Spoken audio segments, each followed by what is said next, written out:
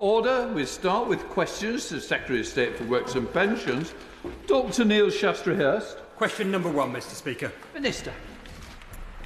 Thank you, Mr Speaker. The budget made the choices needed to fix the foundations of our economy, and taking these into account, the OBR forecasts unemployment to fall to 4.1% next year and remain low until 2029. We are taking action to support jobs and growth and to transform employment support to get Britain working. Dr Neil Shastri-Hurst. Thank you very much, Mr Speaker. Will the Minister answer a simple question? Since the budget, have the unemployment rates gone up or down? Minister. Thank you. Thank you, Mr Speaker. And I thank the honourable gentleman for his question. And I gave the OBR's assessment just now. I think it's worth noting that there are still a significant number of vacancies in the economy, and we are determined that the Department for Work and Pensions will be reformed to serve employers better to fill those vacancies. Deirdre Costigan. Thank you, Mr Speaker. Many disabled people in Ealing Southall are unnecessarily unemployed purely and simply because their employer refuses to respond to their request for the reasonable adjustments they need to do their job. Will the Minister consider strengthening the right to reasonable adjustments so that workers receive a response within a specified number of weeks in line with the groundbreaking Disability Employment Charter? Minister. Thank you, Mr Speaker, and I'd like to thank the honourable member for her important question. I know she met my colleague, the Minister for Disabled People, recently, and I'm sure their conversations were productive on this very important point. Jerome. Thank you, Mr Speaker. I recognise what was behind the increase of the national minimum wage for 18 to 21-year-olds, but I've been really surprised by the reaction from businesses in my constituency where they've told me in terms that they're going to reduce employing 18 to 21-year-olds because they have a higher failure rate associated with their employment because they're new to the workforce, and yet they're going to cost just the same. So does the Minister recognise that as an issue, and what is she going to do about it? Minister. Mr Speaker, anybody looking at the British economy and seeing nearly 1 million young people out of work, out of training, not doing anything, would have to look at the British economy and say that is a dreadful legacy from the previous administration. That's why the Youth Guarantee was at the heart of our Get Britain Working plan. And congratulations on your... You're going to have to stand, though, even... Congratulations on your engagement. Jeevun, Sandher.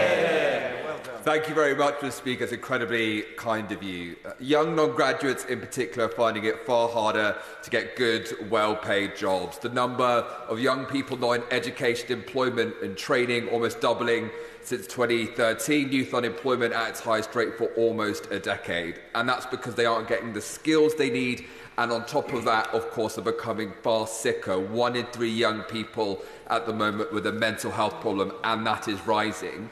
Can the Minister tell me what the Department and indeed the Government is doing to support young people with the skills and health support they need to get good, well-paying jobs? Minister. Thank you, Mr Speaker. And that question demonstrated the kind of quality analysis I'd expect from recently engaged economists on our side of the House. In answer to his question, myself and the Minister for Skills have been working very closely on the Youth Guarantee because we know that it's only through colleges and job centres working hand in hand we will get young people the skills they need to succeed. Secretary of State Helen Whately. Thank you, Mr Speaker. In the run-up to the election, Labour clearly committed to an employment rate target of 80%. But in the last few weeks, I've noticed a shift in language from target to ambition. Please could the Honourable Lady clear this up for us? Are they still committed to the 80% employment target, or is this going to be another broken Labour promise? Minister. Thank you, Mr Speaker. And I make no apologies for having ambition for people in our labour market. It was always an ambition because on this side of the House, we want our job centres to shift away from pointless admin towards real ambition from everybody who steps foot over the door of one. Helen Whately. I think we all heard that loud and clear, that they ditched their employment target. Indeed, already another broken Labour promise. But I do feel for her. How can she be expected to boost employment when her Chancellor is busy taxing jobs away and shrinking the economy? They've destroyed business confidence, put up taxes on jobs and are piling red tape on employers. Which of those measures is going to help her deliver that employment ambition? Minister. Thank you, Mr. Speaker, and I thank the Honourable Lady for her question. I've been able to bring forward proposals with the Secretary of State and with Secretaries of State from the Department for Education and right across government to get Britain working. And that's the way we will plot a course towards our 80% ambition. And I would like to thank the Shadow Secretary of State because in response to our Get Britain Working plan, she was kind enough to refer to our plans as, quote, rearranging the deck chairs on the Titanic. And I thought, Mr. Speaker, it was very brave of her to acknowledge that the last government's legacy to us was a sinking ship. Kanishka, Narayan. Number 2, Mr. Speaker. Seriously. Thank you. Our ambition is indeed an 80% employment rate over a decade of national renewal. And we will get Britain working by creating a new jobs and careers service to overhaul job centres, a new youth guarantee so every young person is earning or learning, and by giving powers to local areas to join up work, health and skills support to help 2.8 million people out of work due to long-term health conditions. Thank you, Mr. Speaker. I thank my right honourable friend for her response, not least given the dire inheritance that she has carried from the prior government, the worst performance for an employment rate of the G7 since the pandemic. I see that inheritance in my community, in Barry and the Vale of Glamorgan, where individuals carry not the indulgence, not the offence, but the misfortune of ill health. What is the Secretary of State doing to tackle economic inactivity, to give hope again, not just to those individuals, but to my community?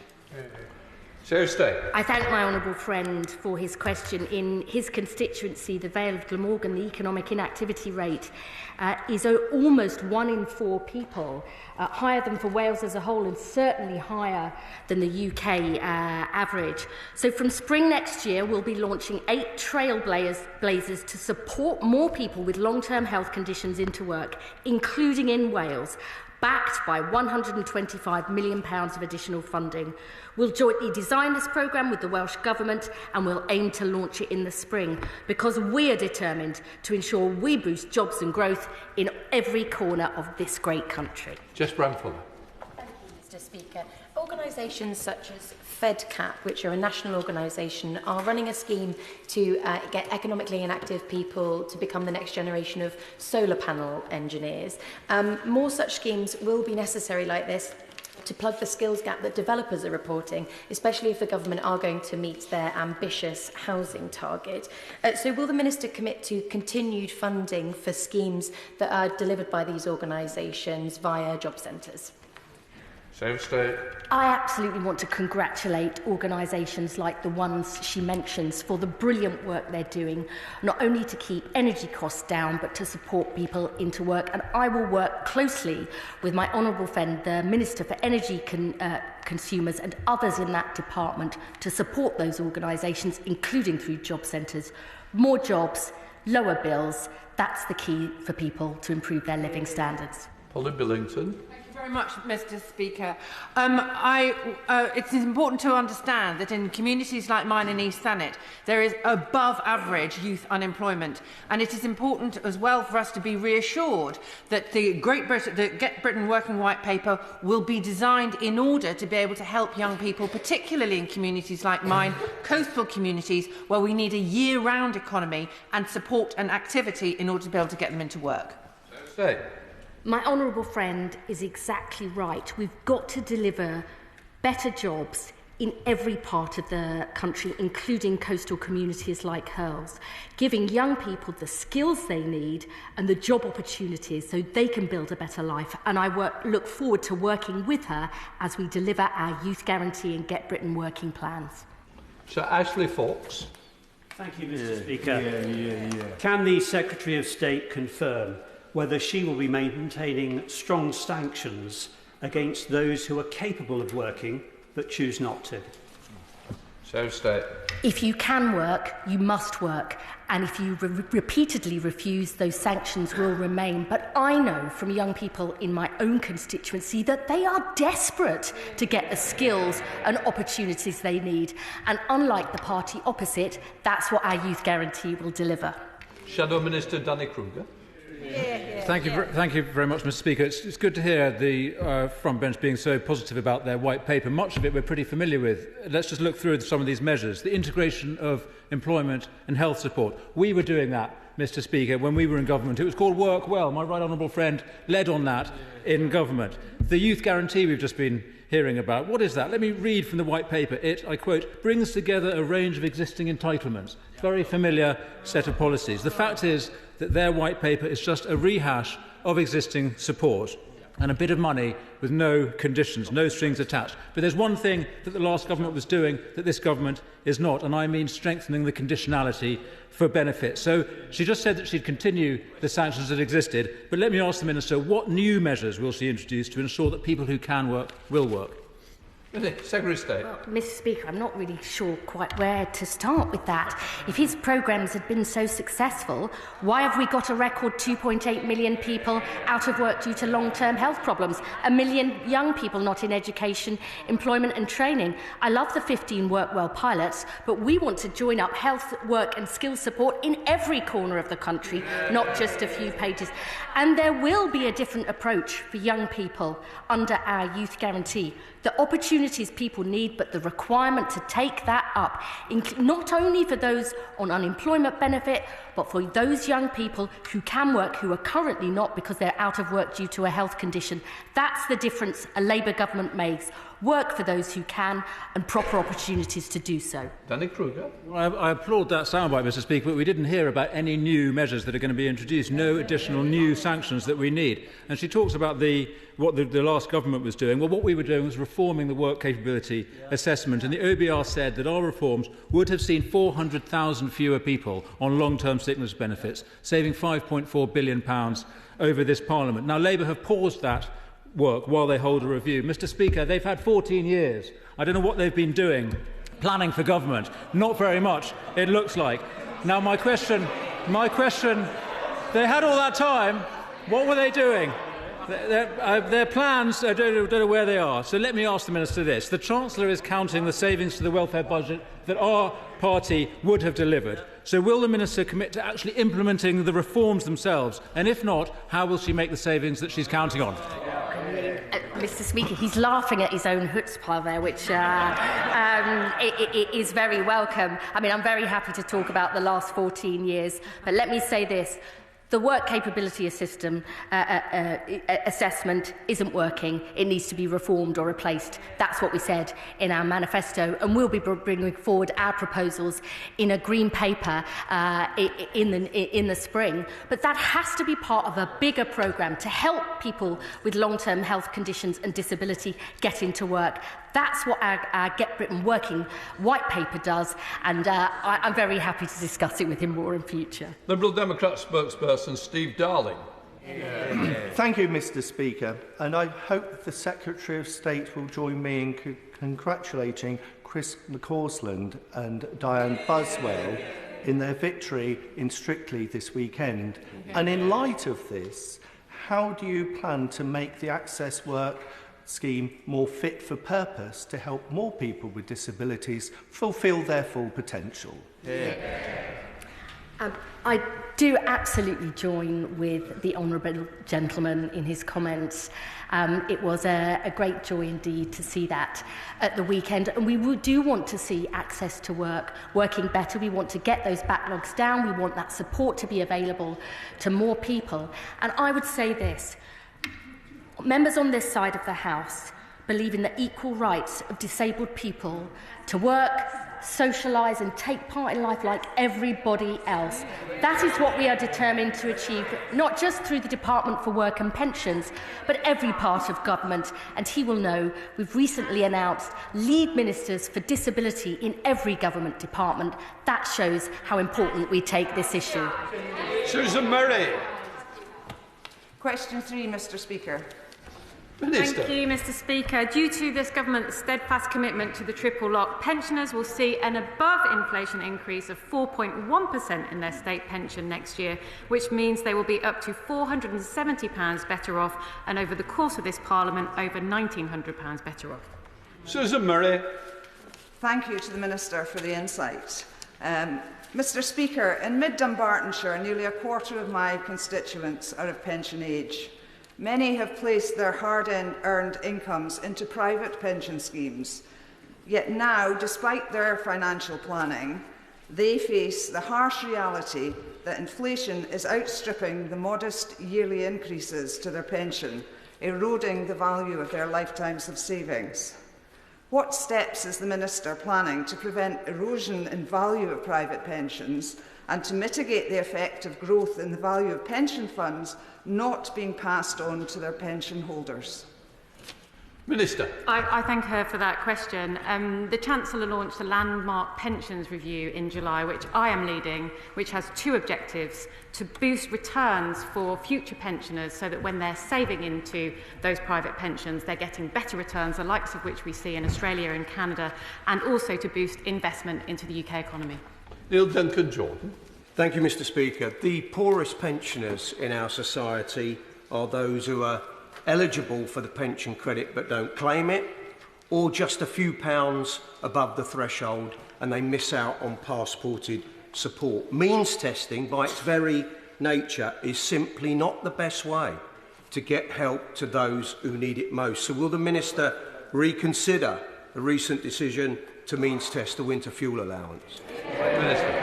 We won't reconsider that decision, Mr Speaker, because in a very tight fiscal environment, when we inherited a 22 billion black hole from the party opposite, we had to take some very tough decisions. But what I will say is that he's given me the opportunity, Mr Speaker, to remind people that they have until Saturday to make a pension credit claim which can be backdated and which will passport them to winter fuel payments and other related benefits. Chris Murray. Thank you, Mr Speaker. Edinburgh is a booming and number 5, Mr Speaker.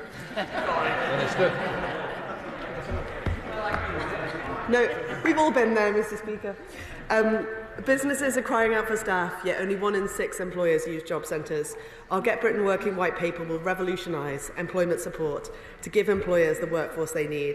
This includes a new jobs and career service designed around employers' needs, and we're also launching an independent review into employers' role in promoting healthy and inclusive workforce. Murray.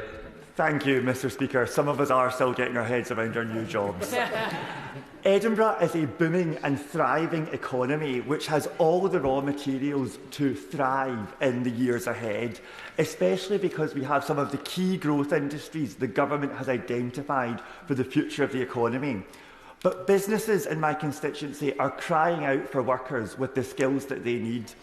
Can the Minister tell us what the government is doing to ensure businesses get the skills they need from the workforce? Minister. Thank you, Mr Speaker, and I thank the Honourable Member for his question. He describes exactly why we need a locally tailored service so that all employers can properly engage with job centres and work together to find the skilled members of staff that they need. And I do agree with him.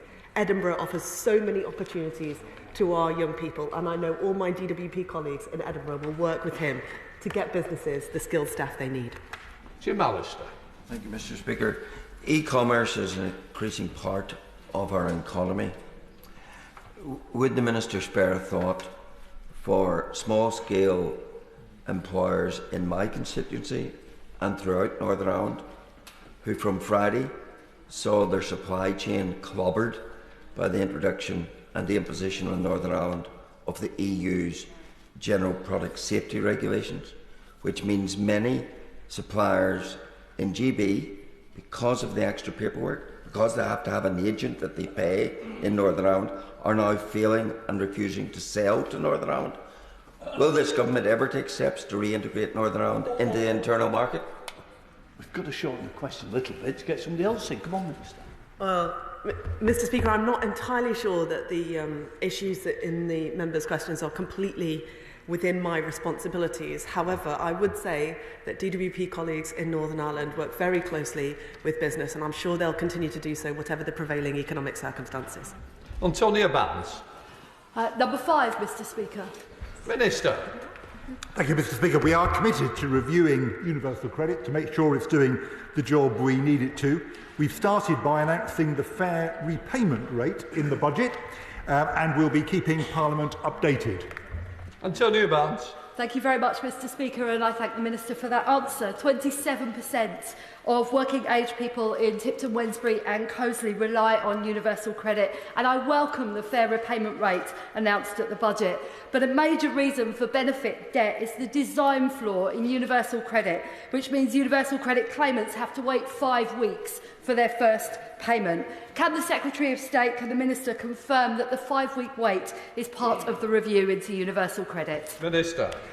Well, I can assure my honourable friend that advances of up to 100% of potential universal credit entitlements are available urgently during the first assessment period of a claim. But she is right to raise concerns about the 5-week wait. Can I commend to her the excellent report on this subject published by the Working Pensions Select Committee in the last Parliament? And the point she's raised is definitely one that we need to consider. Wendy Chamberlain.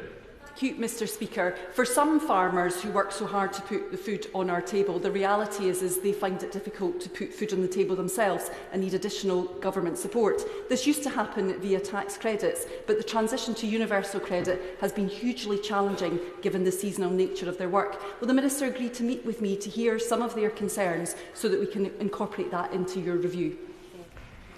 Minister.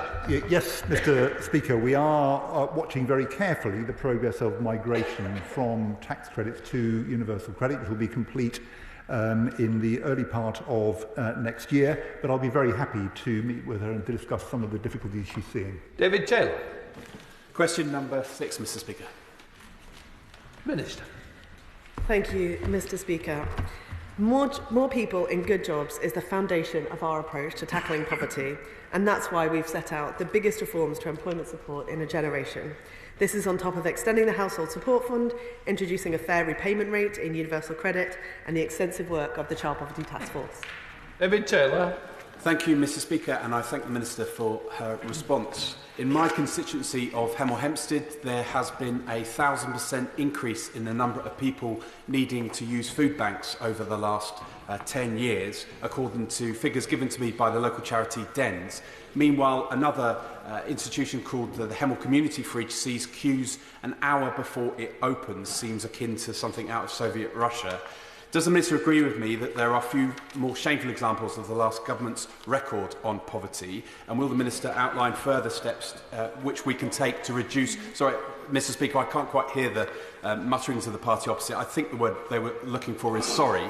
But could the Minister outline further steps that we can take to reduce the need for food banks to exist at all? Minister.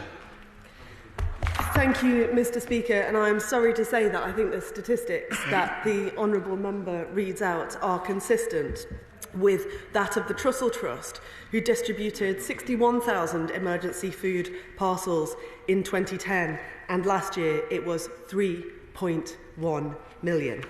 That is not acceptable, and it's why we have committed to triple investment in breakfast clubs to over 30 million. As I said, introduce our fair repayment rate for deductions from universal credit, because if you're out of debt, you're out of danger. We're increasing the national living wage to £12.21 an hour from next April, which will boost the pay of 3 million workers. And as I said, Mr Speaker, that is why the Child Poverty Task Force is working very hard.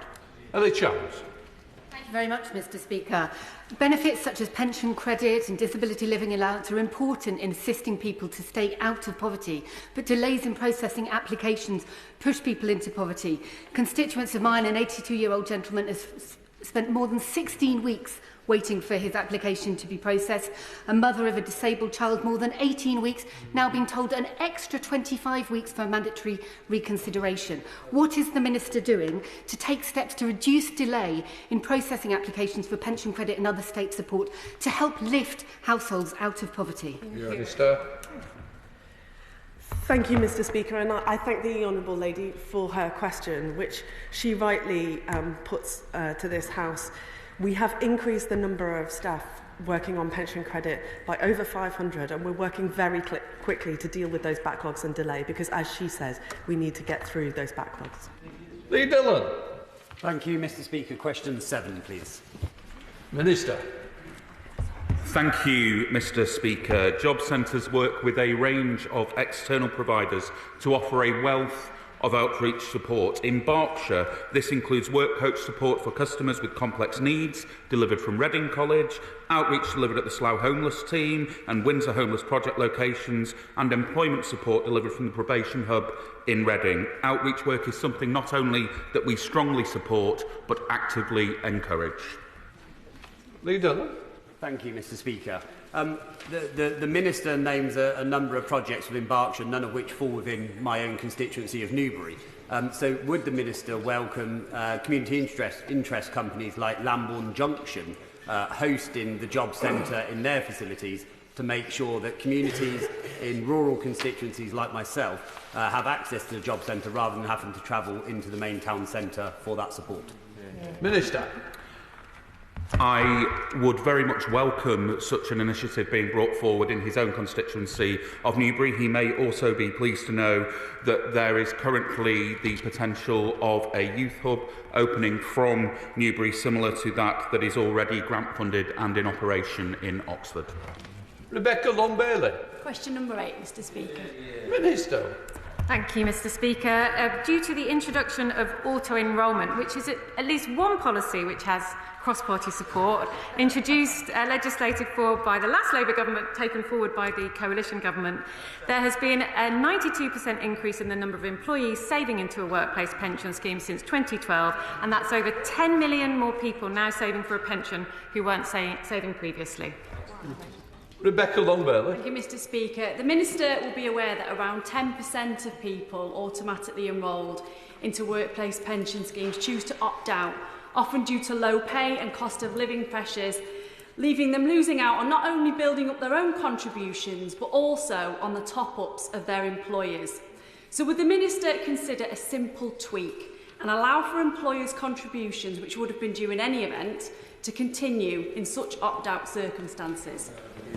I thank her for that question. It is indeed an interesting idea, and one that has been put forward recently by the Institute for Fiscal Studies, and I will consider it. But I will say to her also, in the pension schemes bill, which we're introducing next year, low earners with multiple small pots will have those pots consolidated so that that money works better for them in the future and gives them a better retirement in the future too.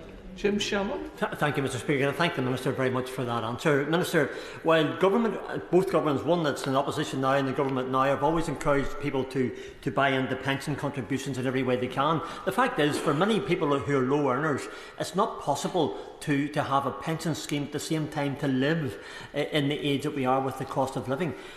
Minister, what can be done to encourage people to do that in a way that it doesn't impact upon the monies that they have coming in? Thanks so much. I thank him for that question. There are a number of ideas that think tanks and research institutes have put forward. One such idea is a sidecar savings account that could be used for a pension, but could have some money set aside for a rainy day should somebody fall into debt. So that is something that we're considering too. And he raises a very important question, because some of those on low incomes sometimes can't afford to put that contribution in. But might there be a way in between opting out and not remaining in the scheme? So that's something we're looking at. Thank you. Tim Shannon. The other one. my twin. We've never done back-to-back before. Thank you, Mr. Speaker. Question number 9, please.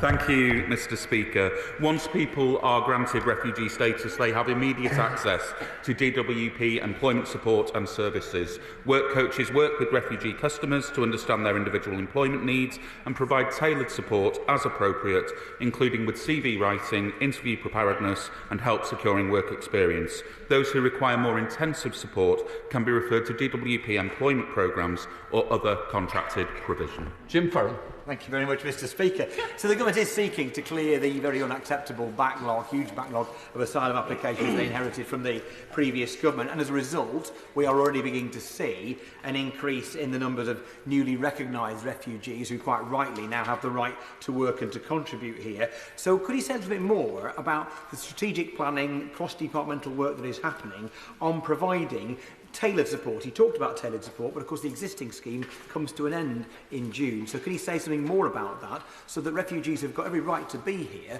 have got the ability to take a job, pay taxes and contribute to us? Minister. He is entirely correct, Mr. Speaker, to recognise the important role of refugees and contributing to our economy. What I would say to him is that there is a range of tailored support available, things such as language support, as I mentioned earlier, with CV writing, interview preparedness, but also with ensuring that their qualifications, perhaps earned elsewhere, are transferable in this country. But I would, of course, be very happy to meet with him to discuss further the support that could be put in place as we look, as he says, to clear the asylum backlogs. We are in constant communication with the Home Office and other departments to ensure a holistic approach in doing so. Mary Wilson. Question 10, Mr Speaker. Thank you, Mr Speaker. The Government keeps the rates of parental pay under review. Following the Secretary of State's announcement in a written ministerial statement to Parliament on the 30th of October and subject to parliamentary approval, parental pay will increase in line with the Consumer Prices Index at the rate of 1.7% from April 2025. Thank you, Mr Speaker. At less than half the rate of a full-time national minimum wage, maternity and paternity pay is so low that most parents simply can't live on it, and they're often forced into debt or forced back to work sooner than they'd like. And a poll of fathers found that 2/3 of them would take more leave if paternity pay were higher. So if we really want to give families choice in how they care for their children in those precious early months, will the Minister discuss with colleagues in the Treasury and the Department for Business how we can boost rates of maternity and paternity pay? Thank you, Mr Speaker, and I understand the point that the Honourable Lady is making, but of course requests for significant uplifting of benefits come with a price tag, and I heard no suggestions as to how that would be paid for. But what I would say is that in terms of the support for parents, the Government committed in its manifesto to review parental leave to ensure that it best supports working families, and further details of that review will be announced in due course. Alistair Strathern. Thank you, Mr Speaker. Recent damning statistics highlighted that just 2% of parents made use of shared parental leave in the last year, with uptake skewed towards the highest earners.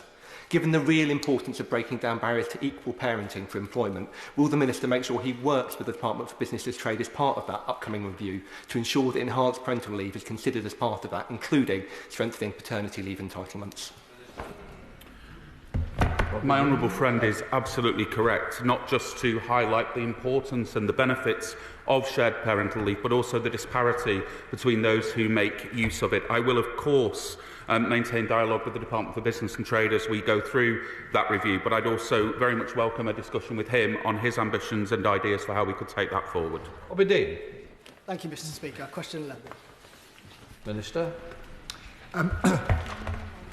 No assessment along the lines the honourable gentleman has asked about has been made. Benefit rates are reviewed each year, increasing by 6.7% last April and by 1.7% from next April, in line with inflation.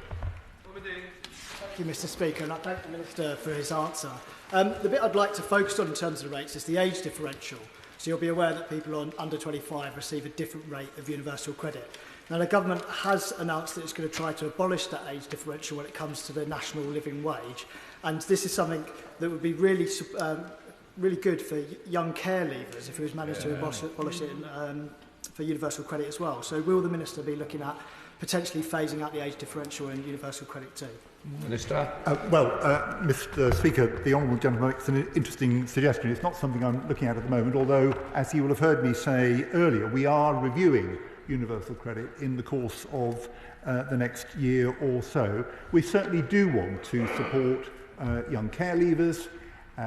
He'll know, in a rather different area, the announcement we've made recently about changes to carers allowance, so we are keeping all of these matters under review at the moment. Chris Vince. Number 12, Mr Speaker. Seriously. With permission, Mr Speaker, I'd like to answer questions 12 and 23 together. Our new youth guarantee will ensure every young person is earning or learning, tackling the scandal we inherited of almost 1 million young people not in education, employment or training. Young people in Harlow, Derby North and across the country deserve the opportunity to work, get skills and build a better life. And that's what this Labour government will deliver. Chris Vince. Thank you, Mr. Speaker. In my constituent of Harlow, there's lots of fantastic organisations who provide transferable skills for young people. And I want to thank the honourable member for Basil and Billericay for reminding me of the name Jason Shaves, who is an incredible champion for this kind of work. Does the Minister agree with me that by giving local areas like Harlow the flexibility, the power and the funding to engage with young people in the way that best works for them will get them back into employment quicker? I absolutely agree with my honourable friend. That's why we're going to give new powers, responsibilities and funding to local areas to deliver our youth guarantee. Because they know their communities best. They know the voluntary organisations, the schools, the training providers, the businesses and the mental health and other support that many young people need. So in Harlow, I know that approach will be the key to giving young people the opportunities he wants and that they deserve. Catherine Atkins. Thank you, Mr. Speaker. Mel was out of work and homeless, but YMCA Derbyshire saw only her potential, not her disadvantage. Now she is at Toyota and on track for a leadership role. Their Working Assets programme has a 70% success rate in supporting homeless young people into employment. How will the Youth Guarantee help government join up with, enhance and champion local programmes like this? That sounds like a fantastic programme by the YMCA in her constituency. And it is precisely this that we need to join up with what local colleges are doing, support provided by local councils, supported employment programmes run by the NHS, because if we join that up, base it on local needs, her young constituent and many others like her will get the chance they need and deserve to build a better life. Jack Rankin. Question number 13, Mr. Speaker. Thank you, Mr. Speaker. We want to reform the system to do a much better job in helping people to enter and stay in work. We'll be publishing a green paper next spring and we'll be discussing our proposals with disabled people. Jack Rankin. Thank you, Mr. Speaker. To protect those in need and to deliver for taxpayers, you need to take tough decisions. Reforming health and disability benefits will require the ministers to make difficult choices. But so far, the plans rely on reducing NHS waiting lists, which the OBR has said will hardly have any effect on economic activity. Are you willing to make unpopular decisions to solve this issue? And if so, when? Minister. Well, what I can assure the honourable gentleman is we will make the right decisions and they will be set out in our green paper in the spring. There is a need to reform the health and disability benefit system, there's no question about that, and we want to talk to disabled people themselves about the details in order we can make sure we get it right. Liam Conlon. 14, Mr. Speaker. Secretary of State. Disabled people and people with long-term health conditions deserve the same rights as everybody else, including the right to work. Many of the 2.8 million people out of work due to long-term sickness say they want to work if they can get the right help and support. And that's what our Get Britain Working Plan will deliver. A core objective of the Get Britain Working White Paper is to support disabled people into employment. As the Minister will know, the Blue Badge scheme is an important provision in enabling people to get to work. But data released this month shows a sharp rise in Blue Badge theft, with badges being sold on by criminals for upwards of £500 to people who use them to avoid parking charges. Will the Minister back my campaign to tackle this injustice? Yes. I think it is disgusting that some people think it's all right to steal the blue badges that so many disabled people rely on to work but also socialise and see family and friends. I know my honourable friend, the Minister for the Future of Roads, who's responsible for this issue, is a strong supporter of his campaign, and I will contact her to stress my support and the support of my entire department too. Thank you, Mr. Speaker. The Get Britain Working White Paper rightly says that people deserve the opportunity to thrive and that sport, arts and culture are crucial to achieving this goal, especially for those with disabilities. The Sovereign Centre in Eastbourne, where I learnt to swim, provides vital sports and leisure opportunities which will help serve the same, with the future of two of our pools there being considered. To best honour the aims of this white paper, does the Minister agree with me that Eastbourne Borough Council should engage with all interested providers who may be able to protect our fun and training pools at the Sovereign Centre before making any final decisions on the Centre's next steps? Really relevant question, as well as it should on Secretary of State. Do you want to answer it up to you? I'm not quite sure it was relevant to the question. Well, I really do believe sport and art and culture can play a huge role in engaging and inspiring people, helping them on the pathway to skills, confidence, jobs, and I want to see that provision enhanced in future. Because we're determined to have that at a national partnership level. I think it needs to happen locally too, to get people working and earning again. Conor Nesbitt. Question number 15, Mr. Speaker. Secretary of State. Thank you, Mr. Speaker. Our plan to get Britain working is crucial to tackling low pay and increasing living standards in every corner of the country. When only 1 in 6 people ever fully escape low pay, this party believes that's not good enough. So our new Jobs and Careers Service, backed by £55 million of additional funding next year, will kickstart our reforms to help more people get work and get on in their work so they boost their living standards too. Colin Naismith.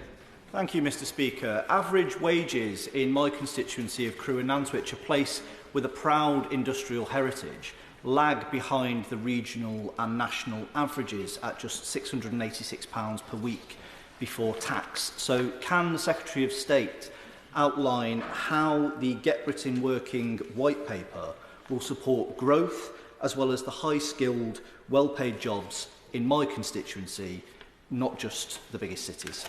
Secretary of State. This government shares my honourable friend's determination to boost the living standards of his constituents. So the Get Britain Working white paper will ensure every local area, including in his constituency, produces its own Get Britain Working plan. Alongside our industrial strategy, our plan to make work pay, the National Wealth Fund and Skills England, this will help people get work, progress in their careers with good opportunities for employment right across the country. Richard Holden. Question number 16, please, Mr. Speaker. Under the last Conservative government, an estimated 880,000 of the poorest pensioners eligible for pension credit were not claiming it. We have launched the biggest ever pension credit awareness campaign and also written to 120,000 pensioners on housing benefit, urging them to apply. As a result, claims for pension credit have more than doubled, and those who receive pension credit will also receive winter fuel payments and other related benefits. Richard Holden. Thank you very much indeed, Mr. Speaker. Before the last general election, the party opposite suggested that the removal of the winter fuel payment would mean 4,000 pensioners extra a year would die of freezing in poverty. How many will die under the government's proposals from this year? Mr. Speaker, this government remains absolutely committed to supporting low-income pensioners. We're supporting them through the Household Support Fund, which local authorities can use to help people on the lowest incomes with their bills. The Minister for Energy and Consumers has also raised £500 million from energy suppliers to help those most vulnerable consumers in debt. And we've also got the Warm Homes Discount and the Warm Homes Plan to help those on low incomes to heat their homes. Jeevun Steinback. Mr. Speaker, under the Conservatives, billions in pension credit went unclaimed. The burden for driving up claims often lies in fantastic organisations such as Christians Against Poverty, the Falkirk and Clark's Carers Centre and Citizens Advice Falkirk and Denny, as well as the brilliant Falkirk Council Welfare Benefits team in my constituency. What assurance can the Minister give me that beyond the 21st of December that her department will work tirelessly to prevent billions in benefits being left unclaimed? Minister. I thank my honourable friend for that question, and indeed we have taken forward the biggest awareness campaign for claiming pension credit that has ever been seen, and we are absolutely determined that those on the lowest incomes should claim pension credit and be awarded pension credit, which will passport them to winter fuel payments and other related benefits. Kirsty Blackman. The Scottish Government is bringing back the winter fuel payment because we're aware of how much of an awful disaster this has been for the Labour government. People are terrified to switch on their heating. Can she explain to pensioners, please, who are living in poverty circumstances but not eligible for pension credit, what they should do this winter? Should they just wear an extra blanket? Hear, hear. Minister. The Scottish Government have been given a record settlement in the recent budget, and winter fuel payments and other benefits are devolved, as she knows, to the Scottish Government. Rachel Mask.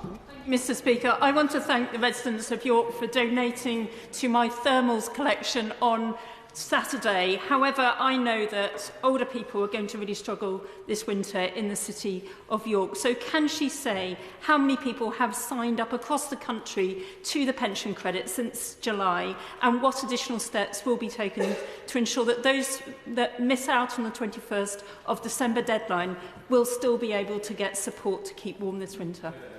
Minister.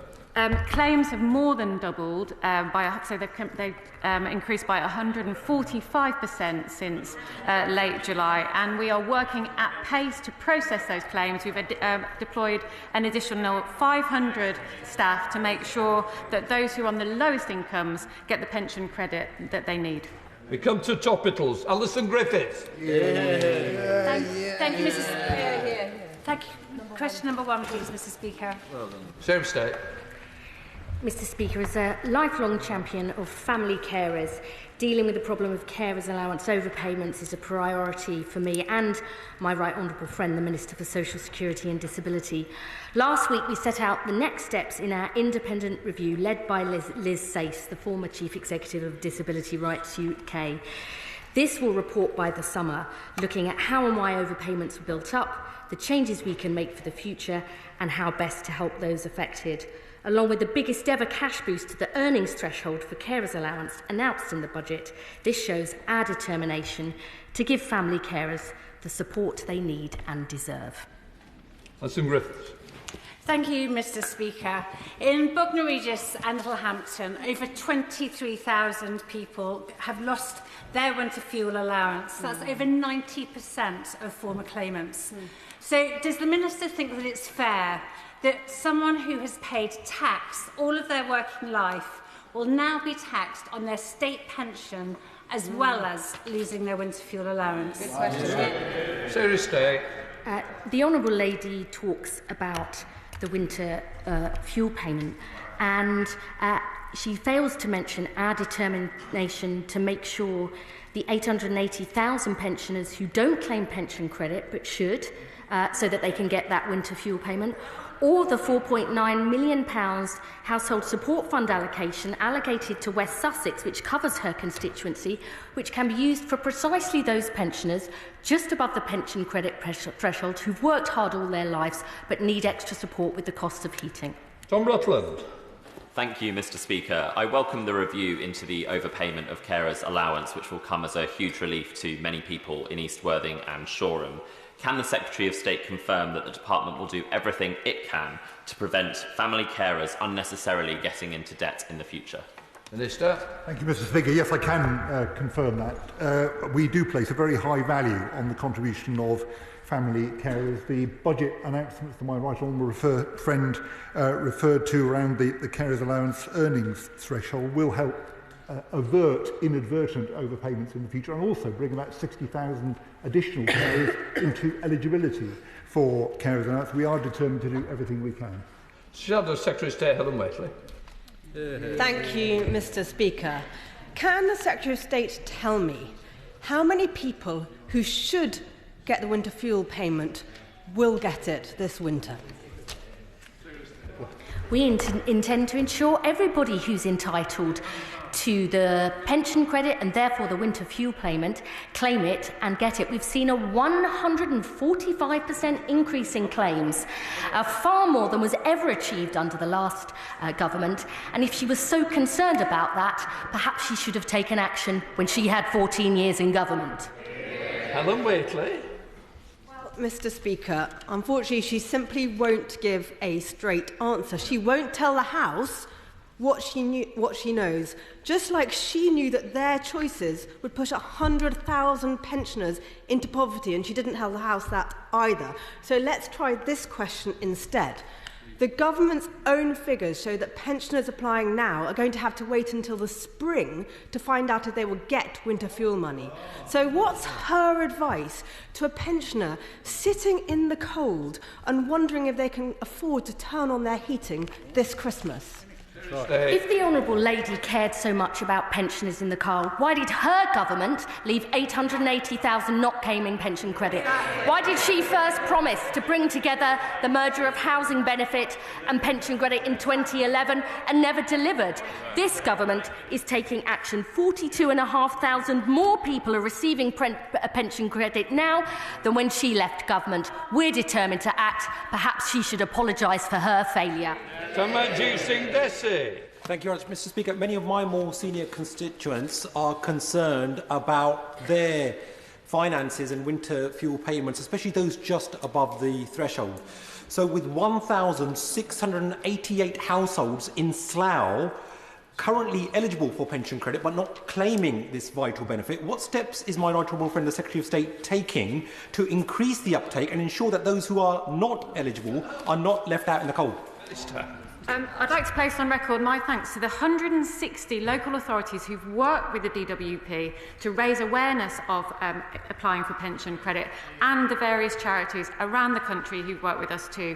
We have seen a record number of people, a doubling of the number of people claiming pension credit, and we are processing those claims at pace. Liberal Democrat spokesperson Steve Darling.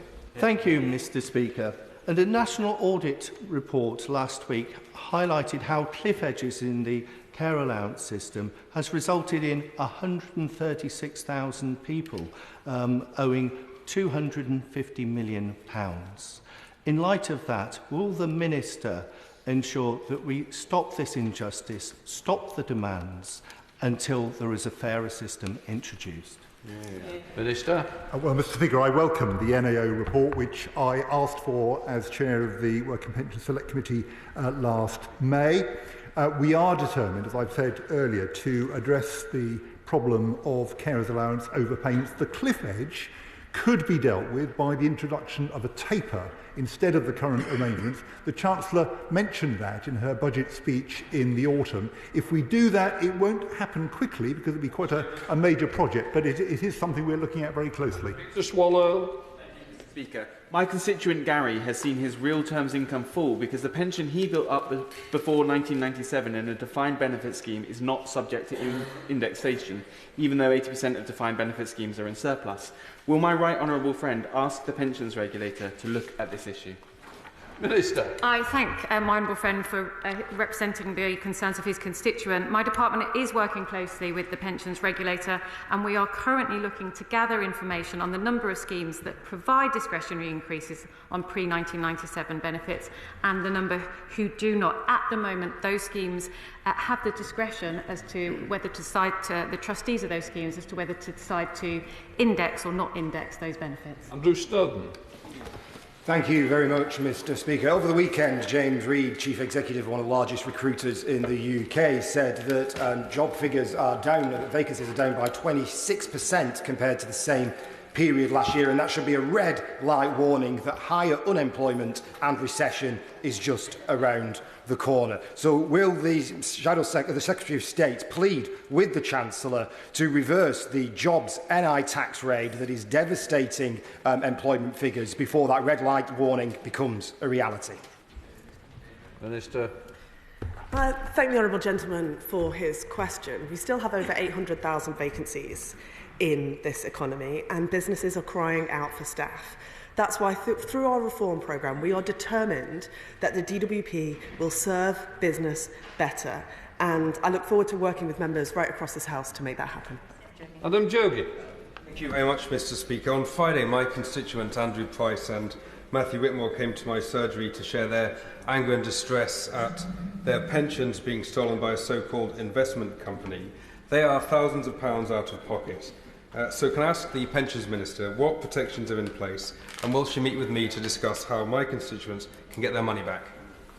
Minister. I would be very happy to meet with him. Unfortunately, there are many of these cases in which people are preyed on by scammers, and I'd be happy to meet with him to discuss the case further. So Desmond Swain. So why did the OBR estimate that the budget would cost 50,000 jobs? Minister. Well, I refer the honourable gentleman to the OBR report that says overall employment will go up. Douglas McAllister. Thank you, Mr. Speaker. How does the Secretary of State envision the future of job centres to look like in Scotland and in my constituency of Western Bartonshire, and what role will technology have to play in that?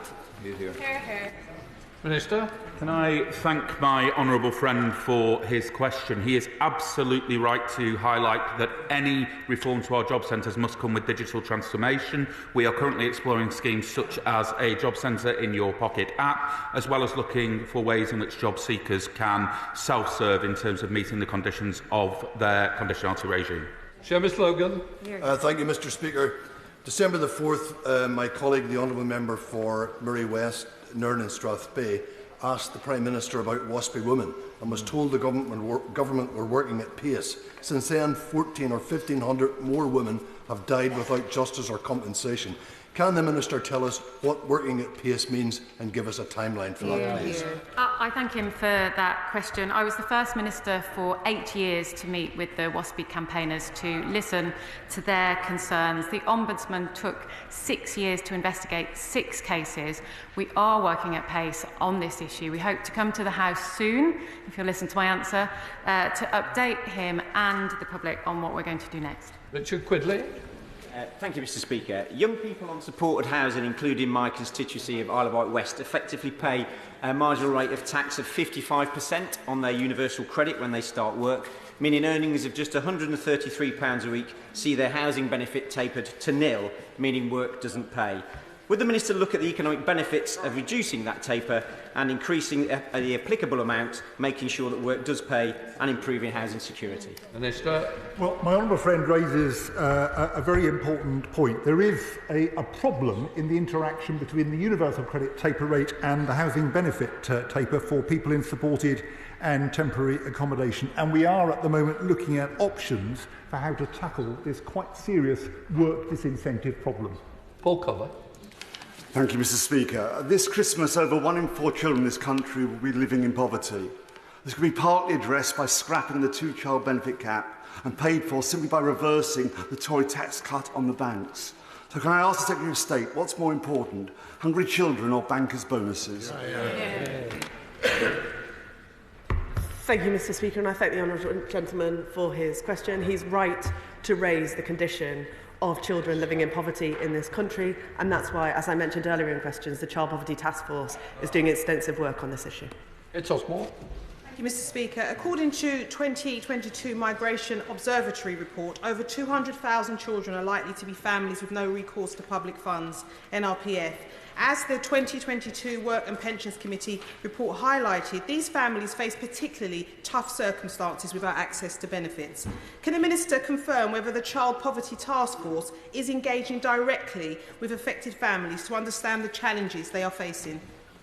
Minister.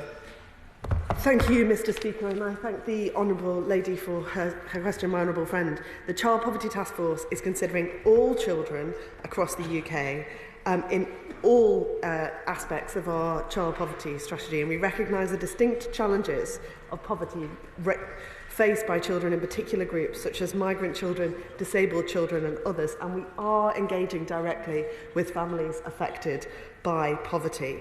We recognise that the cause of child poverty are deep-rooted and we'll look at all levers to make change. Helen Maguire. Thank you, Mr. Speaker. Within Epsom Mules, local charities like the Sunnybank Trust are seeing a lack of employment opportunities for people with learning disabilities. In fact, only 6.9% of people with learning disabilities are currently in paid work. What measures is the DWP taking to support employers to help individuals with learning disabilities to get into work? Minister. Well, the honourable member raises a very important point. She'll probably be aware of the Buckland review published before the election, looking specifically at employment support for people with autism. My honourable friend and I met Sir Robert Buckland recently, and we are looking at how we can take forward the ideas that he proposed in his report. Chair of the Select Committee, Debbie Abrahams. Thank you, Mr. Speaker. Mr. Speaker, a recently published FOI report indicates that AI tools used to detect DWP fraud are biased and disproportionately discriminate against people by age, disability, marital status and nationality, and obviously this has caused considerable concern. What assurances can my right honourable friend give that the procurement and use of such tools will be covered by strict governance standards, including tests for fairness? Minister. I thank my honourable friend for her question. She will know that we face a significant challenge with fraud and error costing the Department almost £10 billion a year, and it is right that we look to utilise all available tools to tackle it. However, I understand her concerns, though I would remind her that the final decision on whether someone receives a welfare payment is always made by a human. That is the most robust safeguard that we can have in place, although it sits alongside, of course, a broader suite. Alfred Brandreth. Thank you, Mr. Speaker. My inspirational constituent, Bells Lewis, has terminal bowel cancer.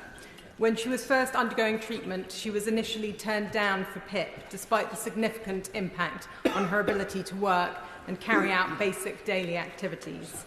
Has the Minister considered incorporating clinical diagnosis alongside function and eligibility assessments? And will the Minister meet with Bells to discuss the assessment process? Minister. Well, Mr. Speaker, we do keep the assessment process under review. I'd be very happy to look at the details of this particular case and perhaps meet with her and her constituent if that would be helpful. Final question, Sandher James. Thank you, Mr. Speaker. An astonishing £35 billion has been lost to benefit fraud and error since the pandemic.